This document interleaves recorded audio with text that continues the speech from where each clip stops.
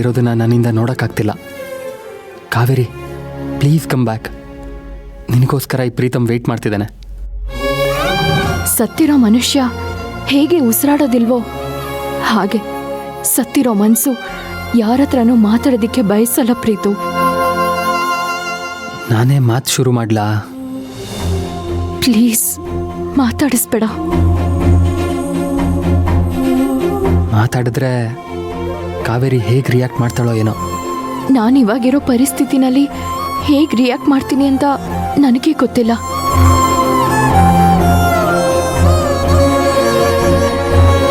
ಮೊದಲೇ ಕಾವೇರಿನ ತುಂಬ ಎಫರ್ಟ್ಸ್ ಹಾಕಿ ಸುಳ್ಳು ಹೇಳಿ ಜೊತೆಲಿ ಕರ್ಕೊಂಡು ಹೋಗ್ತಿದ್ದೀನಿ. ನಾನೇನಾದರೂ ಮಾತಾಡಿ ಅವಳು ಮತ್ತೆ ಮೂಡ್ ಆಫ್ ಮಾಡಿಕೊಂಡು ಇಲ್ಲೇ ಇಳಿದು ವಾಪಸ್ ಹೊರಟೋದ್ರೆ?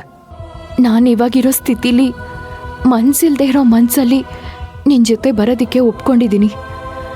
ನೀನಿವಾಗ ಏನಾದರೂ ಕೇಳಿದ್ರೆ ನಾನು ಇಲ್ಲೇ ಇಳಿದು ಹೊರಟೋಗ್ತೀನಿ. ಕಾವೇರಿ, ಯಾಕೆ ಹೀಗೆ ಮಾಡ್ತಿದ್ಯಾ?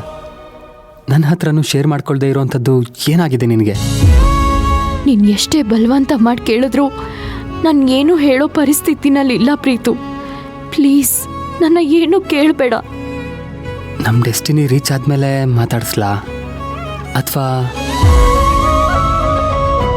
ನೀನು ಏನೇ ಕೇಳಿದ್ರು ನನ್ನಿಂದ ಸೈಲೆನ್ಸ್ ಅಷ್ಟೇ ಉತ್ತರ. ಈ ಸೈಲೆನ್ಸ್ ನನ್ನ ಕಿಲ್ ಮಾಡ್ತಿದೆ. I can't. ಕಾವೇರಿನ ನಾನೇ ಮಾತಾಡ್ತೀನಿ.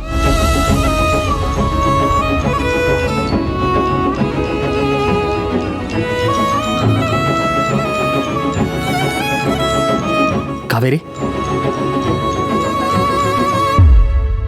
ಕಾವೇರಿ, ಯಾಕೆ ಸೈಲೆಂಟ್ ಆಗಿದ್ಯಾ? ಏನಾದರೂ ಮಾತಾಡು. ಏನಿಲ್ಲ ಪ್ರೀತು, ತಲೆ ತುಂಬ ನೋವ್ತಾ ಇದೆ, ಅದಕ್ಕೆ ಮಾತಾಡೋಕ್ಕಾಗ್ತಿಲ್ಲ.